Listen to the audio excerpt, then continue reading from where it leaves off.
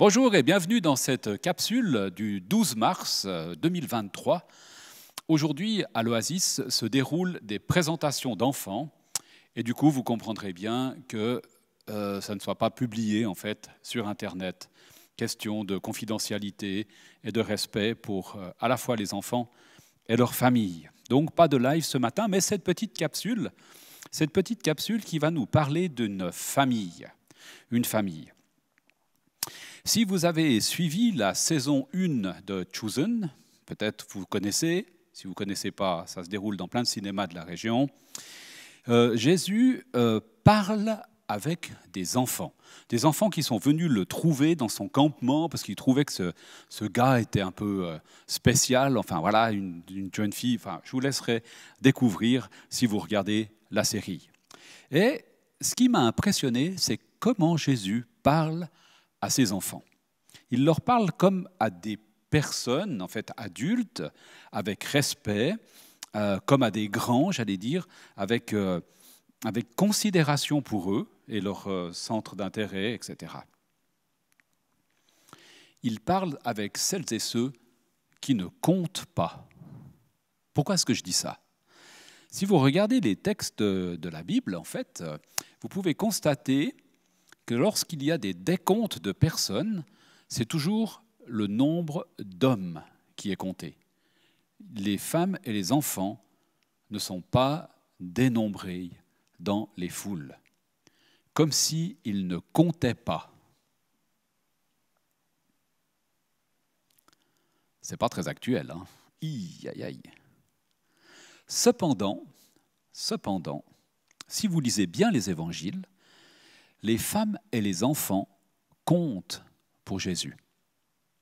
Prenons quelques exemples. Et même déjà, dans l'Ancien Testament, si vous regardez Samuel, un exemple, Samuel dans le temple, Dieu va lui parler, va l'appeler Samuel.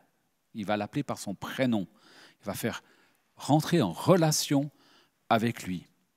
Et puis si vous regardez David, c'est le plus jeune de la famille. C'est un enfant et il va être choisi pour devenir roi d'Israël.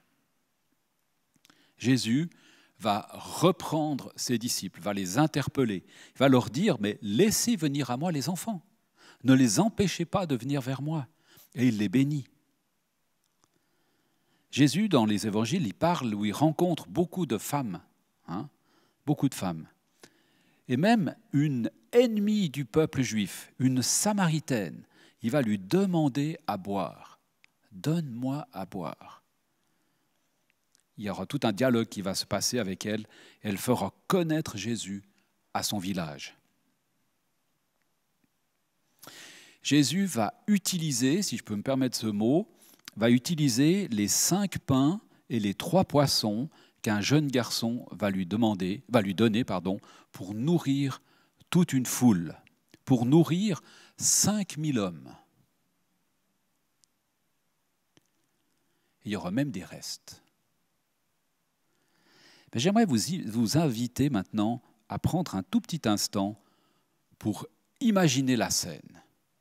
Imaginez-vous cette scène. Fermez les yeux, prenez quelques instants, on va s'imaginer cette scène ensemble. Ce garçon qui arrive vers Jésus, qui lui dit « Écoute, voilà ce que j'ai ces 5 pains et ces 3 poissons. » Et puis Jésus va lui dire « Merci pour les pains et les poissons. » Et puis il va dire « Merci papa » dans sa prière, « Merci papa pour le don de cet enfant. Bénis-le abondamment. » Et puis il va tendre ses paniers avec ce modeste repas, il va dire « Tiens Pierre, distribue à toutes ces personnes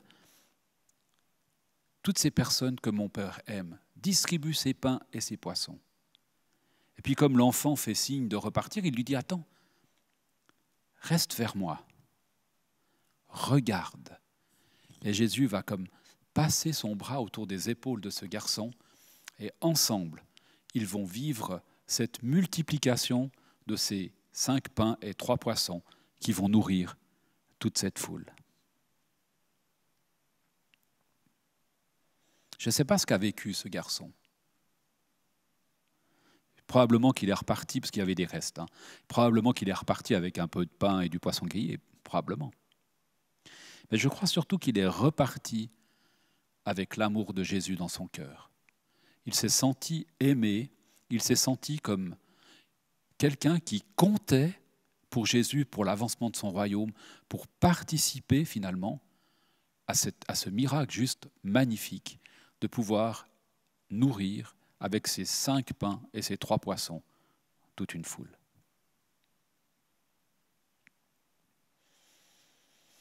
Alors peut-être que tu es un enfant ou un adulte, une jeune fille, un jeune homme, un jeune garçon, une maman, une grand-maman, un mari, ou bien que tu es célibataire.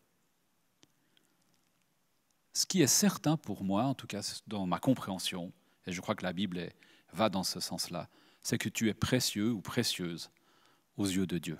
Tu comptes pour lui. Tu comptes pour lui. Jésus a multiplié des pains et des poissons, et je crois qu'aujourd'hui, ce qu'il désire le plus, c'est multiplier son amour pour celles et ceux de nos contemporains autour de nous. Ce qui manque à beaucoup aujourd'hui, c'est une famille. Combien de familles sont déchirées, sont maltraitées, sont dispersées? Et heureusement, il y en a beaucoup qui vont bien aussi. Il faut quand même le dire. Mais pour beaucoup, la famille, c'est quelque chose qui leur manque. Et Dieu nous rappelle en fait que nous pouvons faire partie de sa famille. Pourquoi? Parce que c'est Jésus qui nous réunit. Nous sommes frères et sœurs de Jésus, si je peux dire comme ça. Si tu crois en lui, si tu crois qu'il est le Fils de Dieu, hein, il y a quelque chose qui se passe en fait. À ce moment-là, tu te fais partie de sa famille. Tu entres dans sa famille. Tu commences une vie nouvelle dans une nouvelle famille. Tu n'es plus seul. Tu es adopté, comme un fils ou une fille adopté. Et il y a ce texte qui dit, en fait, dans les Romains, dans la lettre aux Romains, qui dit que l'Esprit Saint, l'Esprit de Dieu, dit à ton esprit, à ta pensée, en toi, dans ton cœur, que tu es enfant de Dieu. Hein? Il y a cette relation d'intimité qui s'établit entre Dieu et toi. Vivre une vie de famille. Certes, une famille imparfaite, plus ou moins bien, humaine finalement, en construction. Dans une communauté comme celle-ci ou comme bien d'autres, où tu vas pouvoir expérimenter l'amour de Dieu pour toi, expérimenter l'amour de Dieu les uns pour les autres dans la communauté, mais aussi pour celles et ceux que tu côtoies dans tes journées, dans ta semaine, dans tous les jours autour de toi, tes voisins, tes amis, tes collègues de travail ou d'école. Et peut-être, qui sait, en amener d'autres à se connecter avec Jésus, à connaître cet amour.